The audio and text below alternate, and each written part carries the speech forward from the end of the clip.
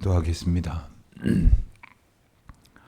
하나님 아버지, 저희가 방금 찬송을 부른 것처럼 저희가 참 무겁고 힘겨운 형편 가운데에 짓눌려 고통하고 신음하며 살아가는 때가 때로는 있습니다.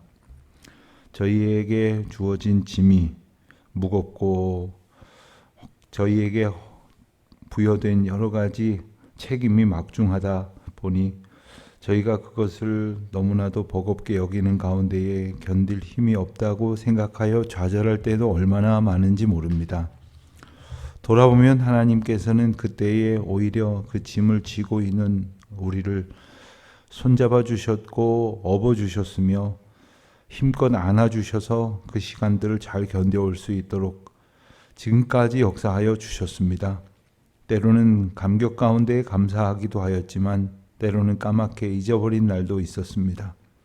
하오나 지금 다시 하나님의 은혜를 돌아보니 이 모든 것이 그리스도의 은총이요 저희를 향한 크신 사랑이었음을 이 아침 다시금 깨달아 찬송하게 하셨사오니 이제로 그 은혜를 잊어버리지 아니하도록 늘 기억나게 하여 주시옵시고 또 참으로 어렵고 힘든 일을 만나는 사람들을 오히려 더 강한 팔로 위로할 수 있도록 하나님께서 붙들어 주시는 중보의 사람이 되어지도록 인도하여 주시기를 간절히 기도드립니다.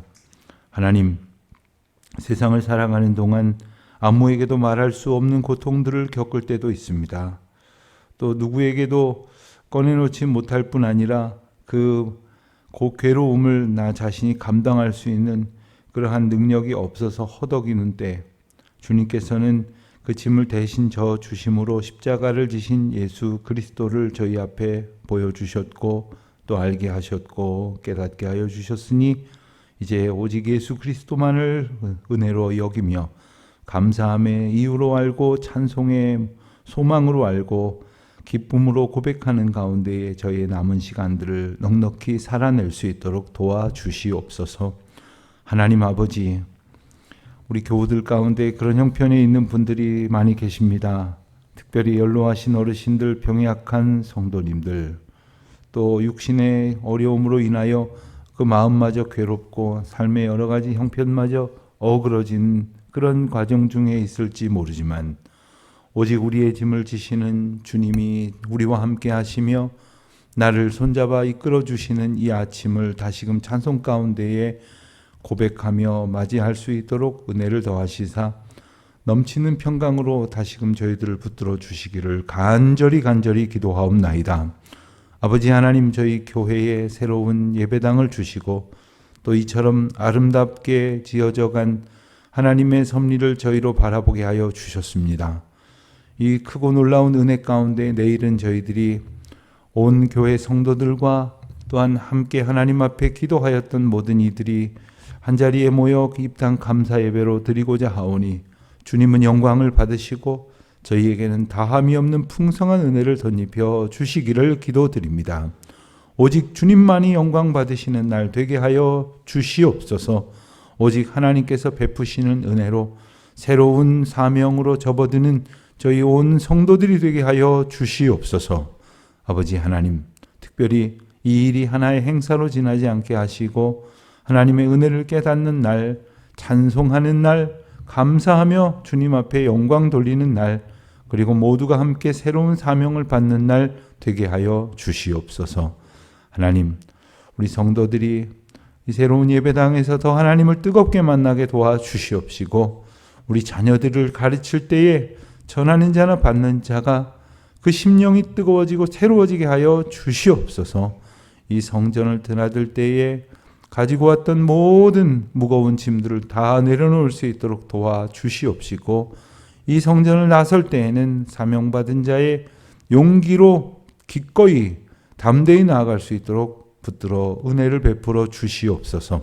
하나님, 이 성전에서 되어지는 모든 기도가 주님의 뜻에 합당한 간구가 되게 하여 주시옵시고 또 하나님 앞에 아뢰며 수고한 모든 일들이 주님의 기쁨이 되게 하여 주시옵소서. 이 아침도 하나님의 은혜 가운데에 나온 모든 저희들의 신원을 주장하시옵시고 특별히 이곳에 모여 있는 저희들뿐만 아니라 흩어진 사랑하는 우리 주의 권속들, 해외에 있는 교우들이나 지방에 있는 성도들, 또 군문에 나가 있는 자녀들과 유학 중에 있는 젊은이들, 내일을 위하여 오늘 분투하고 애쓰는 모든 주의 권속들에게 하늘의 신령한 은혜를 덧입혀 주시옵소서. 오늘 다시금 하나님의 말씀 통하여 새로운 은혜를 깨닫고 주님의 말씀으로 성령 충만한 날 되게 하옵소서. 감사하오며 예수 그리스도의 이름으로 기도드립니다. 아멘. 시편 94편 말씀을 보겠습니다. 시편 94편 1절로 23절까지 말씀 함께 봉독하겠습니다. 시편 94편 1절로 23절 이제 저와 함께 한 목소리로 봉독합니다. 여호와여 복수하시는 하나님이여 복수하시는 하나님이여 빛을 비추소 주소서. 세계를 심판하시는 주여 일어나사 교만한 자들에게 마땅한 벌을 주소서. 여호와여 악인이 언제까지 개가를 부르리이까. 그들이 마구 짓거리며 오만하게 떠들며 죄악을 행하는 자들이 다 자만하나이다. 여호와여 그들이 주의 백성을 짓밟으며 주의 소유를 곤고하게 하며 과부와 나그네를 죽이며 고아들을 살해하며 말하기를 여호와가 보지 못하며 야곱의 하나님이 알아차리지 못하리라 하나이다. 백성 중에 어리석은 자들아 너희는 생각하라. 무지한 자들아 너희가 언제나 지혜로울까. 귀를 지으신 이가 듣지 아니하시랴. 눈을 만드신 이가 보지 아니하시랴. 뭇 백성을 징벌하시는 이 곧 지식으로 사람을 교훈하시는 이가 징벌하지 아니하시랴. 여호와께서는 사람의 생각이 허무함을 아시느니라. 여호와여 주로부터 징벌을 받으며 주의 법으로 교훈하심을 받은 자가 복이 있나니 이런 사람에게는 환난의 날을 피하게 하사 악인을 위하여 구덩이를 팔 때까지 평안을 주시리이다. 여호와께서는 자기 백성을 버리지 아니하시며 자기의 소유를 외면하지 아니하시리로다. 심판이 의로 돌아가리니 마음이 정직한 자가 다 따르리로다. 누가 나를 위하여 일어나서 행악자들을 치며 누가 나를 위하여 일어나서 행악행하는 자들을 칠까.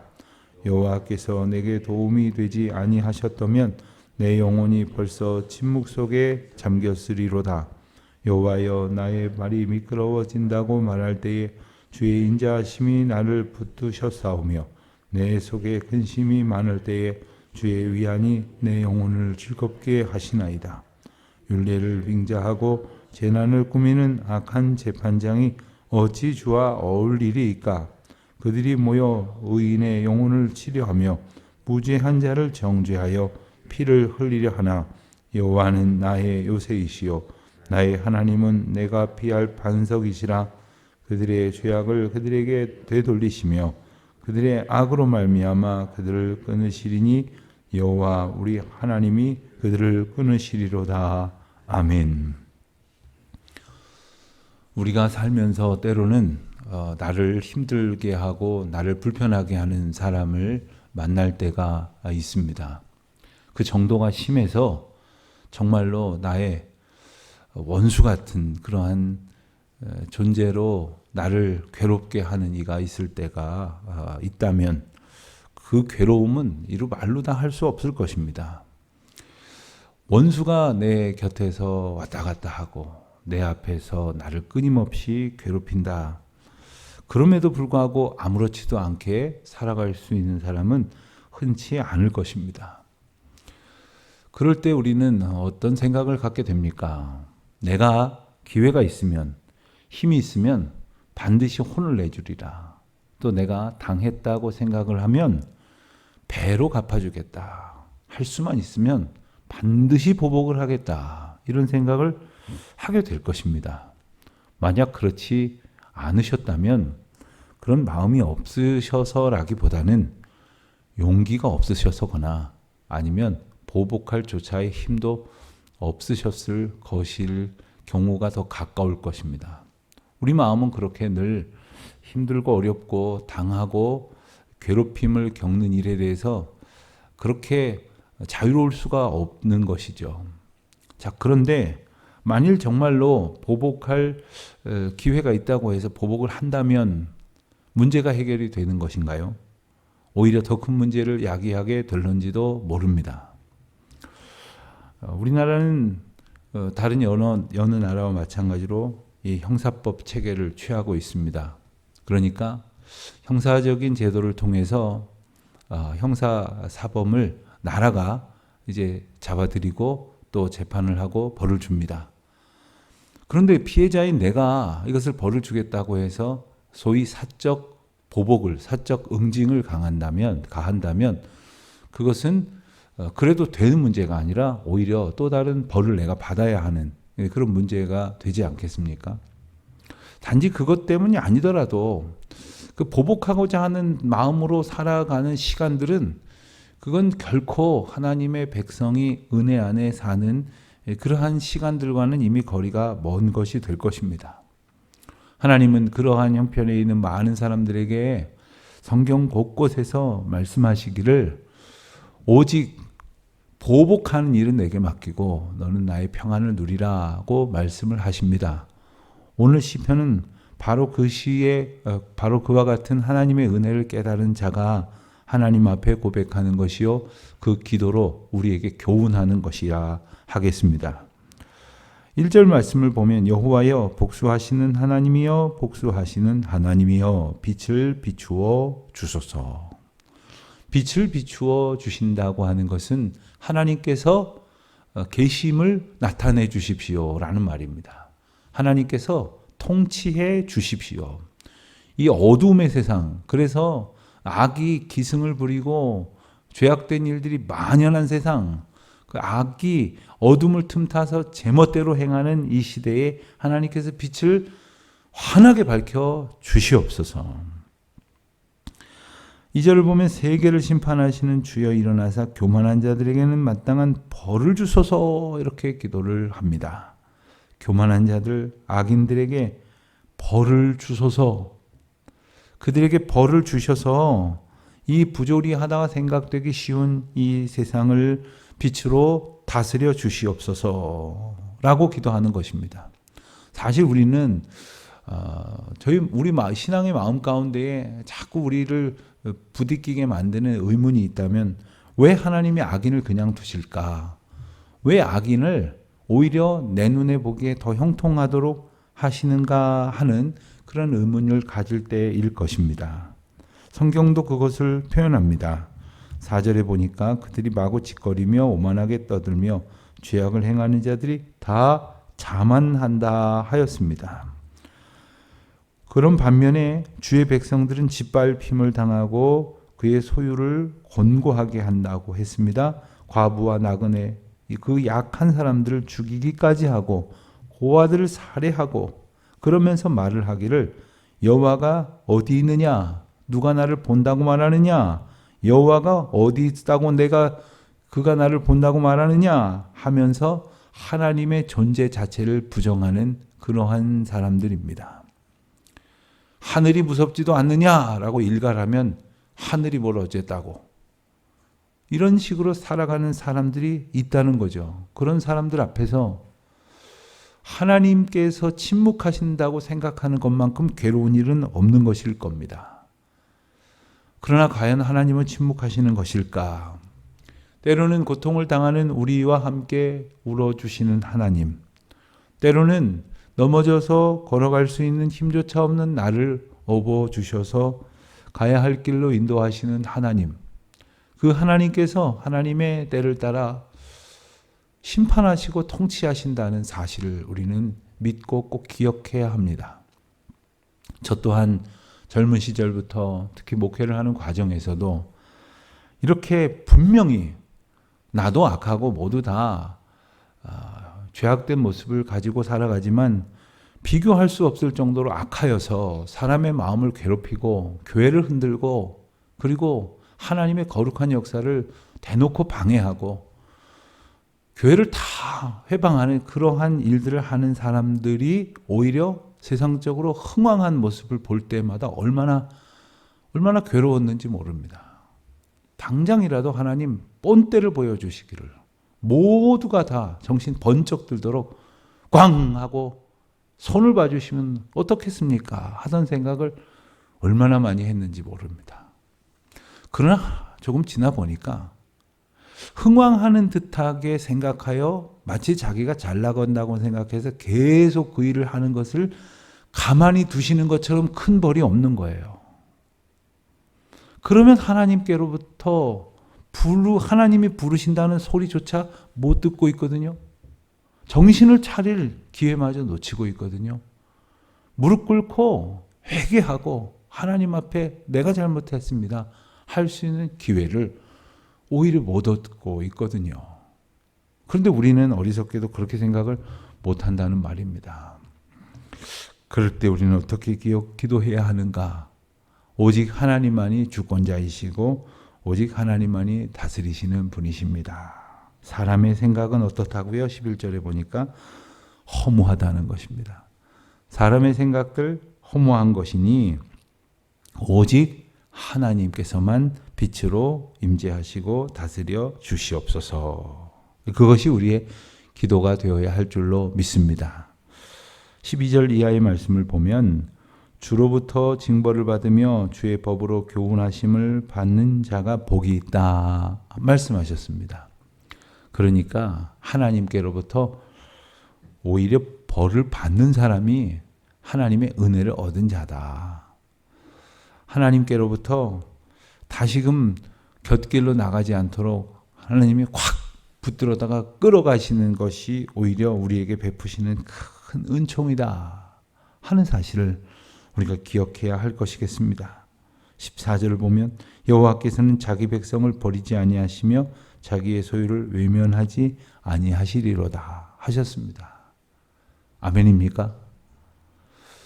오늘 말씀에서 한 구절 딱 내가 아멘 해야 되는 구절이 있다면 바로 이 구절입니다. 모든 말씀이 다 귀하고 마땅하지만, 그리고 우리에게 주시는 금과 옥조와 같은 말씀이지만, 하나님이 자기 백성을 버리지 아니하시며 자기의 소유를 외면하지 아니하신다는 믿음을 우리가 놓치지 않으면 우리의 상황이 얼마든지 힘들고 괴롭고 마음을 아프게 하여도 오직 이 믿음을 가지고 넉넉히 견뎌낼 수 있을 줄 믿습니다. 악인으로 둘러싸여서 정말 모두가 다 원수같이 여겨진다 하여도 우리 주님 우리를 평강으로 복되게 하여 주실 줄 믿습니다. 그렇지 않으면 우리는 무슨 생각을 하느냐? 16절에 나오는 말씀처럼 누가 나를 일어나서 행악자들을 칠까? 또 누가 나를 일어나서 행악자들을 칠까? 이런 생각만 하게 된다는 겁니다. 오늘 시편의 저자는 반복적으로 말합니다. 나에게 행악으로 나를 대했던 모든 자들을 내가 칠 수 없으니 누구라도 좀 쳐주면 좋겠다. 누구라도 좀 갚아주면 좋겠다. 하고 있는데 주님께서 하나님의 방법에 따라서 다 때로는 심판하시고 빛이 필요한 자들에겐 빛을 비추어 주시고 심판이 필요한 자들에겐 심판하실 것임을 믿는 자라고 한다면 이런 생각이 들 때에 이내 마음을 가라앉히고 오직 심판은 여호와께 속한 것이니 심판을 내리실 때에 심판하시고 구원을 얻을 때에 구원을 베풀어 주시옵소서 하는 기도를 드리게 될 것입니다. 자, 이제 그러면서 우리 자신의 모습을 되돌아보아야 하지 않겠습니까? 혹 우리는 마땅히 하나님의 구원의 은혜만 얻어야 되는 사람이고 혹 어떤 사람은 심판을 받아야만 하는 사람이라고 생각할런지 모르지만 하나님의 빛 가운데에서 우리 자신을 바라볼 때에 나야말로 회개해야 될 사람이고 나야말로 누군가를 괴롭게 했던 사람이고 나야말로 누군가에게 너무나 쉽게 상처 주었던 사람이라고 하는 사실을 우리는 볼 수 있어야 하는 것입니다. 비록 내 기준에 정도가 더한 사람을 보면서 내가 마치 무죄하고 나는 순결하고 나는 흠이 없다고 생각하는 바로 이것이 자만입니다. 이것이 거만한 마음입니다. 우리는 누구보다 선한 사람이 되려고 살아가는 것이 아니라 선하신 목자 예수 그리스도를 쫓아감으로써 온전히 우리를 선한 길로 인도하시는 그 은혜를 누리며 살아가도록 부름을 받은 사람들입니다. 그와 같은 은혜가 저와 여러분 가운데에 가득할 수 있게 되기를 간절히 바랍니다. 때로는 이 세상에 그런 사람들이 있다고 말씀하시지 않습니까? 율례를 빙자해서 재난을 꾸미는 악한 재판장이 있다고 말씀하십니다. 그런 사람이 우리보다 훨씬 더 권세를 가지고 있다고 생각을 하고, 그리고 더 큰 힘을 가지고 많은 일을 할 수 있다고 생각을 하기 쉽지만 그 또한 하나님의 빛이 비추어져야 될 대상일 뿐입니다.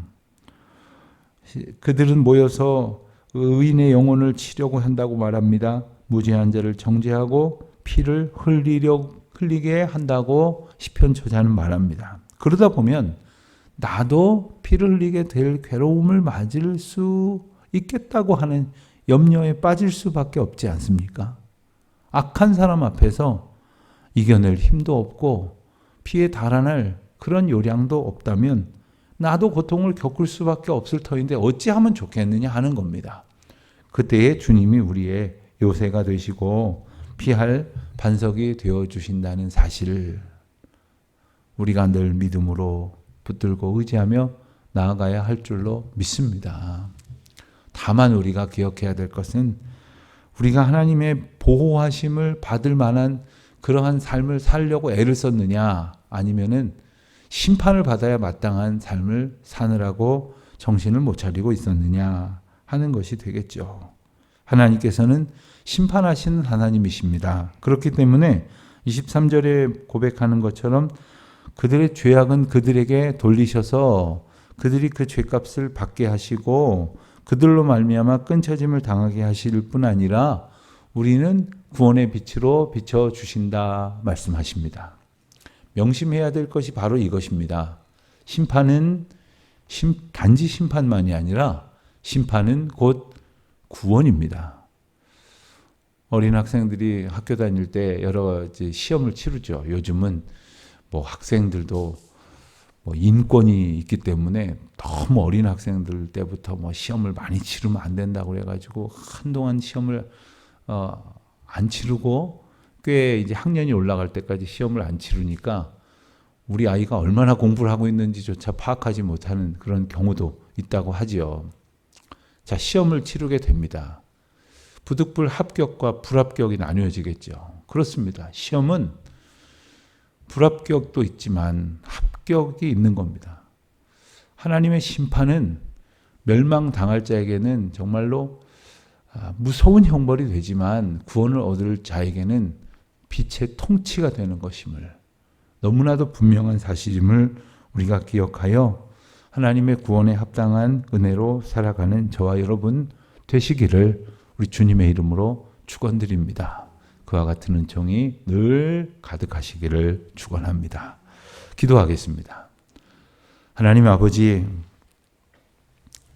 저희들을 다스려 주시사 언제나 하나님의 구원의 은혜에 합당하도록 인도하여 주실 줄 믿습니다. 다만 저희들 하나님의 통치를 늘 기억하여 빛 가운데 걸어가도록 저희 자신을 돌보아 날마다 주님의 은혜 안에 새로워지도록 소망하게 하여 주시옵시고, 하나님 앞에 회개하고 늘 정결함을 얻고자 애쓸 때 우리 주님이 베푸시는 은혜를 힘입어서 구원에 합당한 자로 살아가게 하실 줄 믿습니다. 하나님, 세상을 다스리고 통치하시는 주님께서 이 거룩한 역사를 베푸실 때마다 오직 저희를 불쌍히 여기시고 하나님의 은혜로 긍휼을 베푸시사 구원하여 주시옵소서. 감사드리오며 예수님의 이름으로 기도드립니다. 아멘. 하늘에 계신 우리 아버지, 아버지의 이름을 거룩하게 하시며 아버지의 나라가 오게 하시며 아버지의 뜻이 하늘에서와 같이 땅에서도 이루어지게 하소서. 오늘 우리에게 일용할 양식을 주시고 우리가 우리에게 잘못한 사람을 용서하여 준 것 같이 우리 죄를 용서하여 주시고 우리를 시험에 빠지지 않게 하시고 악에서 구하소서.